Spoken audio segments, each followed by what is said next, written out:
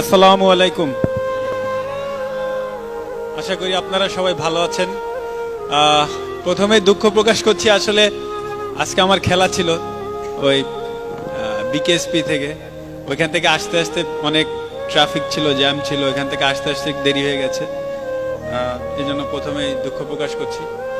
খুব ইচ্ছা ছিল বাচ্চারা কোরআন শরীফ পড়েছে দেখার, তা দেখতে পারলাম না। ইনশাল্লাহ সামনে এক সময় দেখা হবে। এই অনুষ্ঠানের ব্যাপারে আসলে প্রথমে আমাদের সি ব্লক মসজিদে আমরা নামাজ পড়ি। আমরা সবাই ইলিয়াস হুজুর হিসেবেই চিনি, আমি যদিও বলি হুজুর আর কি শুধু।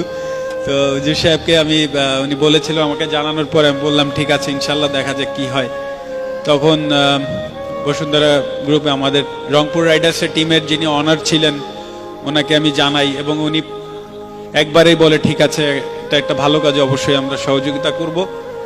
তখন উনি এটা অ্যারেঞ্জমেন্ট করে দেয়। সো আমার কাছে মনে হয় ওনাকেও অনেক বেশি করে ধন্যবাদ দেওয়া উচিত, উনি একবারে এটা করে দেওয়ার কারণে।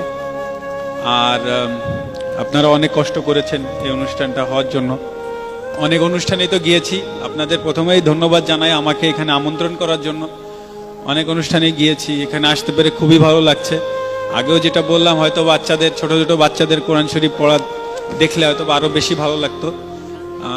আর হুজুর আমার মেয়েকেও কোরআন শরীফ পড়ায়, তার বয়সও 7 বছর। আমার মেয়েও পড়ছে হুজুরের কাছে। তো আপনারা দোয়া করবেন। প্রায় জায়গায় তো নিউজে সবসময় দেখা হয় যে আমাদের বাংলাদেশ থেকে যে বাইরে যে কোরআন শরীফ প্রতিযোগিতায় প্রথম স্থান পাচ্ছে, দ্বিতীয় স্থান, তৃতীয় স্থান। তো দেখে অবশ্যই খুব ভালো লাগে একজন বাংলাদেশি যখন বাইরে যে পুরস্কার নিয়ে আসে বাংলাদেশের জন্য। তো এইটা অবশ্যই আমাদের জন্য অনেক গর্বের ব্যাপার। এবং আমরা ইনশাল্লাহ আমি দোয়া করবো এবং আশা করি ইনশাল্লাহ সামনে আরো বেশি কোরআন প্রতিযোগিতায় বাইরে যে আয়োজন করা হয় এগুলো আমরা জিতবো ইনশাল্লাহ, এবং আমাদের দেশের নাম উজ্জ্বল হবে। আমরা সবাই দোয়া করি, আপনারাও দোয়া করবেন।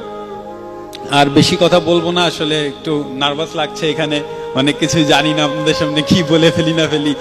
সো মানে আমাদের জন্য দোয়া করবেন, বাংলাদেশ টিমের জন্য দোয়া করবেন যেন আমরা ভালো খেলতে পারি, আমরাও দেশের মুখ উজ্জ্বল করতে পারি। এবং আমার জন্য দোয়া করবেন। আমি অবশ্যই আপনাদের সবার জন্য দোয়া করি, আমরা যেন ভালোভাবে চলতে পারি, এই দোয়া করবেন ইনশাআল্লাহ। আসসালামু আলাইকুম। আমার খুব ইচ্ছা আছে যে আমি বগুড়াতে একটা ফ্রি হসপিটাল যেন করতে পারি, সেখানে যেন গরিব মানুষেরা এসে ফ্রি চিকিৎসা করতে পারে, এবং আল্লাহ পাক যদি আমার এই তৌফিক দেয় ইনশাআল্লাহ আমার সেটা ইচ্ছা আছে। আরেকটা ইচ্ছা আছে যে একটা মসজিদ স্থাপন করার বগুড়াতেই, তো আমার দাদা এবং নানার নামে। তো সেখানে যেন ইনশাআল্লাহ সবাই মানুষ যতদিন থাকে নামাজ পড়তে পারে। আর